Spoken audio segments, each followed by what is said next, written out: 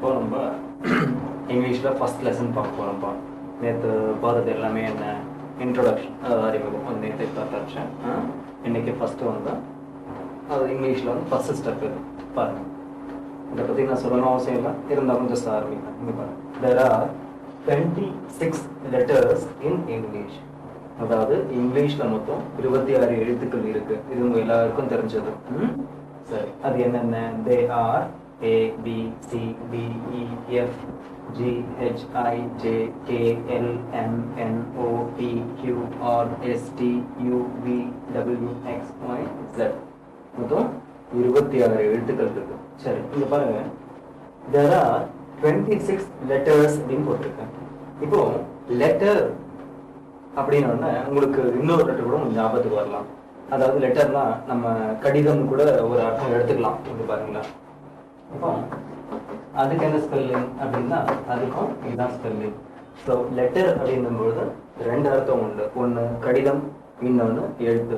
இப்போ இது போல இங்கிலீஷ்ல வந்து நிறைய வார்த்தைகள் இருக்கு. அதாவது பல வார்த்தைகள் பார்த்தீங்கன்னா ஒரே வார்த்தை இருக்கும், ரெண்டு வெவ்வேறு மீனிங் இருக்கும். அதாவது ஒரே வார்த்தை இருக்கும், ஒரே வார்த்தைக்கு 2-3 அர்த்தங்கள் இருக்கும். ஏன் தமிழ்லயே அந்த மாதிரி இருக்குமா? தமிழ்ல சொல்லட்டுமா ஒரு வாரத்துக்கு? இப்போ ஒரு அடி அப்படின்னு கேள்விப்பட்டிருப்பீங்க. இப்போ அடின்றது என்ன? அடி, இது அடி ஒண்ணு. இன்னொன்னு என்ன அப்படின்னா நம்ம ஒரு அடின்னு சொல்லிட்டு அளவு கூட பயன்படுத்துவோம். அதாவது வந்து 12 இன்ச் இருக்கு இல்லையா, இந்த 12 இன்ச்சு கூட நம்ம என்ன சொல்லுவோம்னா ஒரு அடி. 12 இன்ச்சு கூட ஒரு அடின்னு சொல்லுவோம். ஓகே, நீங்க கடையில போயிட்டு பாத்தீங்கன்னா இடத்துக்கு ஏற்ற மாதிரி புரிஞ்சுக்கணும். கடையில போயிட்டு ஒரு அடி ஸ்கேல் கொடுப்பா அப்படின்னா ஒரு அடி கொடுத்து ஸ்கேல கையில கொடுக்க மாட்டான். என்ன, கடையில கொடுக்கும்போது அவன் என்ன பண்ணுவான், 12 இன்ச் ஸ்கேல் எடுத்து கையில கொடுப்பான். அதே அவன் அடிடா அப்படின்னும் போது என்ன, இங்க வந்து அடின்ற வார்த்தைக்கு வேற அர்த்தம். ஸோ அதே போல பாருங்க, அடின்ற வார்த்தையே ஒன்னு அளவாவும் அளவாவும் எடுத்துக்கிறோம் ஒரு இடத்துல, இன்னொரு இடத்துல வரும்போது அடிக்கிறது, அடிவது அந்த மீனிங்லயும் வருது.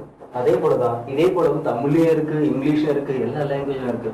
இந்த மாதிரி ஒரு வார்த்தை லெட்டர், இதுக்கு என்ன ஒரு அர்த்தம்? ஒரு அர்த்தம் முதலே சொன்னவங்களுக்கு லெட்டர்னா கடிதம் ஒரு அர்த்தம் இருக்கு, எழுத்துன்னு ஒருத்தர் இருக்கு. இப்போ இந்த லெட்டர் இங்க என்ன சொல்லலாம்? இப்போ there are 26 letters in English பதிலா கூட இப்படி சொல்லலாம். there are 26 alphabets in English சொல்லலாம். ஆல்பபெட்னாலும் எழுத்துன்னு தான் இருக்கும். ஓகே, சரி. இப்போ இது போல பாத்தீங்கன்னா நிறைய வார்த்தைகள் இருக்கு. இதுல நான் போக கிளாஸ் போக நானே சொல்றேன் உங்களுக்கு. இப்போ நம்ம அடுத்தது பார்க்கலாம். இப்போ கொஞ்ச நேரத்துக்கு முன்னாடி என்ன பார்த்தீங்க, இங்கிலீஷ்ல மொத்தம் எத்தனை எழுத்துக்கள் அப்படின்னு பார்த்தீங்க. ஓகே, மொத்தம் 26 பார்த்துட்டோம். இந்த 26 எழுத்துக்கள்ல, அதாவது இங்கிலீஷ்ல எழுத்துக்கள் 2 வகைப்படும்பா. இங்கிலீஷ்ல எழுத்துக்கள் 2 வகைப்படும். ஒன்று உயிர் எழுத்துக்கள், இன்னொன்று மெய் எழுத்துக்கள். தமிழ்ல பார்த்தீங்கன்னா 4 வகைப்படும் சொல்லுவோம். உயிர் எழுத்துக்கள், மெய் எழுத்துக்கள், உயிர் மெய் எழுத்துக்கள், ஆயுத எழுத்துன்னு சொல்லிட்டு மொத்தம் 247 இருக்கு. ஆனா இங்கிலீஷ்ல 2 வகைகள் தான். என்னென்ன? ஒன்று உயிர் எழுத்துக்கள், மெய் எழுத்துக்கள், அடுத்து நம்ம எழுத போறது.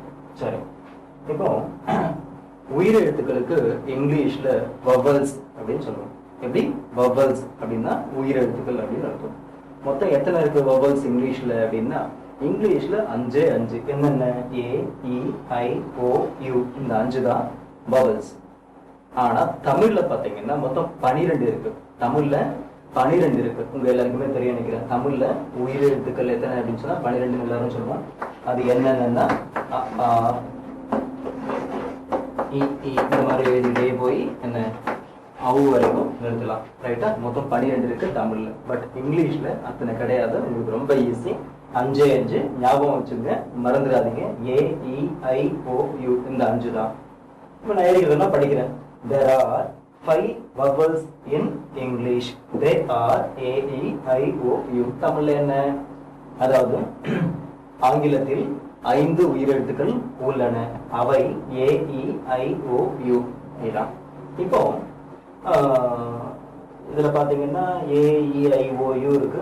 இதனுடைய முக்கியத்துவம் பத்தி சொல்றப்பா, இந்த வவல்ஸுடைய முக்கியத்துவம் பத்தி சொல்றேன். இப்போ வவல்ஸ் தான் உயிரெழுத்துக்கள். ரைட்டு?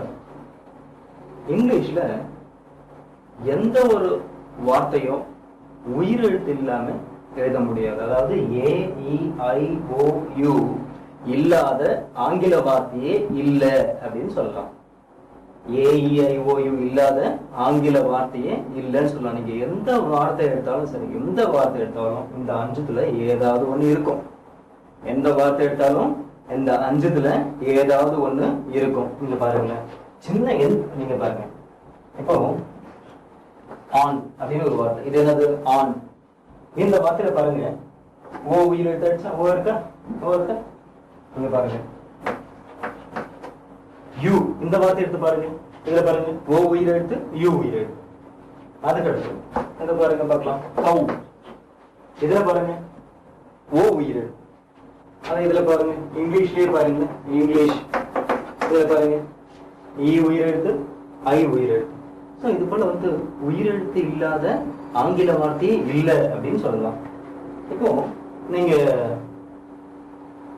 உயிரெழுத்து இல்லாத ஆங்கில வார்த்தையே இல்லைன்னு சொல்லலாம்.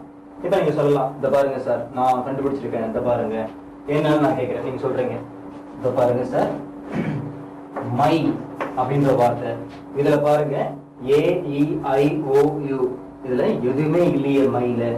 நீங்க என்ன சொன்னீங்க, நோ இருக்கீங்களா, இந்த பாருங்க அப்படின்னு சொல்லலாம். உடனே இந்த பாருங்க சார் ட்ரை, ட்ரை இதெல்லாம் இருக்கு. இதெல்லாம் என்னன்னா கொஞ்சம் யோசிச்சு பாருங்க, இந்த மை இந்த ஒய் இருக்குல்ல, அதாவது மைனா MY தான் ஸ்பெல்லிங், நான் ஒத்துக்கிறேன். AEIOU இங்க வெளிப்படையா இல்லை, அதாவது பிசிக்கலா இல்லை. ஆனா இந்த ஒய்க்குள்ள இந்த ஐயனுடைய உச்சரிப்பு மறைஞ்சிருக்கு. எப்படி இந்த ஒய்க்குள்ள இந்த ஐயனுடைய உச்சரிப்பு மறைஞ்சிருக்கு. இத பாருங்க, ட்ரை சொல்லி பாருங்க, ஐ வருது பாத்தீங்களா, மை ஐ வருதா உச்சரிப்பு. ட்ரை, ட்ரை, ட்ரை, இது கூட நிறைய இருக்குப்பா. என்ன அதனால இதெல்லாம் வந்து உயிரெழுத்து இல்லாத வார்த்தைகள்னு நினைச்சுக்காதீங்க. என்ன உயிரெழுத்து இருக்கு, பட் மறைஞ்சு இருக்கு. இவ்வளவுதான். இப்ப நம்ம அடுத்து நம்ம பார்க்க போறது கான்ஸ்டன்ட்ஸ் பார்க்கலாம். இப்ப பார்க்க போறது கான்சனன்ட்ஸ். கான்சனன்ட்ஸ் அப்படின்னா மெய்யெழுத்துக்கள். There are 21 consonants in English. அதாவது இங்கிலீஷ்ல மொத்தம் 21 மெய்யெழுத்துக்கள் இருக்கு. 21 இங்க பாருங்களேன், they are அவை B, C, D, F, G, H, J, K, L, M, N, P, Q, R, S, T, V, W, X, Y, Z. இது போல இருக்கு. இதுல நான் என்ன தெரியுமா, ABCD தான் எழுதியிருக்கேன். என்ன ஒண்ணு AEIOU இந்த பபிள்ஸை விட்டுட்டு எழுதியிருக்கேன், அவ்வளவுதான். அதாவது 26 எழுத்துக்கள்ல AEIOU தவிர மிச்சம் எல்லாமே என்ன கான்ஸ்டன்ட்ஸ். அதான் இங்க நான் எழுதியிருக்கேன். ஓகே, தமிழ்ல உங்களுக்கு தெரியும் நினைக்கிறேன் மெய்யெழுத்துக்களை பத்தி நான் சொல்ல வேணாம். அதாவது நீங்க மேல புள்ளி வச்சது, ரொம்ப சுருக்கமா சொல்லணும்னு சொன்னா மேல புள்ளி வச்சது எல்லாமே மெய்யெழுத்துக்கள். நீங்க பாருங்க, இக்கு அந்த மாதிரி நிறைய இருக்குல்ல, மேல புள்ளி வச்சது எல்லாமே என்ன மெய்யெழுத்துக்கள். இது மொத்தத்துல இருக்கு தமிழ்ல 18 இருக்கு. தமிழ்ல மெய்யெழுத்துக்கள் எத்தனை, 18. சரியா? ஓகே, இப்போ ஒண்ணு ஞாபகம் வச்சுக்கிட்டீங்க, என்னன்னா இங்கிலீஷ்ல மொத்தம் 26 எழுத்துக்கள். அந்த 26 எழுத்துக்கள்ல என்ன 5 வவல்ஸ், அதாவது உயிரெழுத்துக்கள் AEIOU. இது தவிர மிச்சம் எல்லாமே மெய்யெழுத்துக்கள். மொத்தம் எத்தனை, 21. ஸோ 21 + 5 மொத்தமா எவ்வளோ, 26 மொத்தம் அவ்வளோதான். Vowels, constants. இப்போ நம்ம அடுத்து பார்க்க போறது எப்படி பேர் எழுதுறது. இப்போ நிறைய பேருக்கு ப்ராப்ளம் என்னன்னா, இதுல நீங்க கிளாஸ்ல பாத்தீங்கன்னா உள்ள நிறைய பேர் வந்து பேர்லாம் கரெக்டா எழுதுவீங்க. பாலாஜி இந்த மாதிரி பேர்லாம் இருக்குல்ல, பாலாஜி, சண்முகம், கண்ணன் இந்த மாதிரி ஒருத்தவங்க சொல்லும்போது டக்குன்னு பேர் எழுதுவீங்க. இந்த மாதிரி திருத்தணி, திருச்சிராப்பள்ளி, தஞ்சாவூர், வெள்ளூர் இந்த மாதிரி சொல்லும்போது இதெல்லாம் எப்படி எழுதுறத பத்தி நான் இப்போ அடுத்து நான் தான் சொல்ல போறேன். இப்போ என்ன எப்படி எழுதுறது, ரைட்டா?